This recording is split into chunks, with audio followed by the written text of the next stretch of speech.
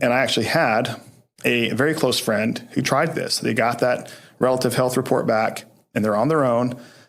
And they were just overwhelmed with the number of things that they needed to do in their life to accommodate the results, right? There's so many things that they need to be doing and changes. Now, this particular person did need to make a lot of changes.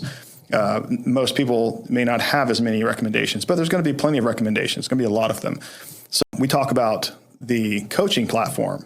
In the next episode, we'll be talking with an expert about the longevity coach certification and how these longevity coaches are able to help actually engage in a person's currently daily lifestyle to get those changes in their life. So let's going back to the relative health report. They get all of this and they get a biologic age score. Okay, so this is the question that I've had from even several doctors. What good is that? What good is that age score? They didn't see the value. I actually had one doctor tell me, point blank, I think that the only use for that is for people to brag, for someone to use it and say, well, I test younger than you, right? That was his only comment to having an age score. He saw no value in it.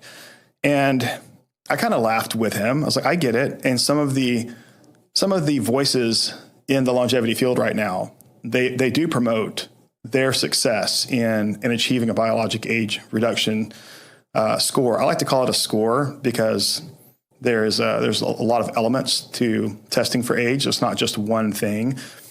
So there's a score metric of how it works, but it's reflective of your biologic age. But in his case, he suggested it was basically a way to brag. And in his experience, the other experts in the field have been using it to brag. Oh, I test 25 years younger than I am. I test 30 years younger than I am, right? And so I could see that. I could see his point. And his opinion was, well, what good is that to a patient? If they know that they are 10 years younger than they are or that they're 10 years older than they are, what good is that to a patient? They still need to follow this relative health report, this outline. And I agree with him. I was like, well, yeah, they still need to follow the health outline.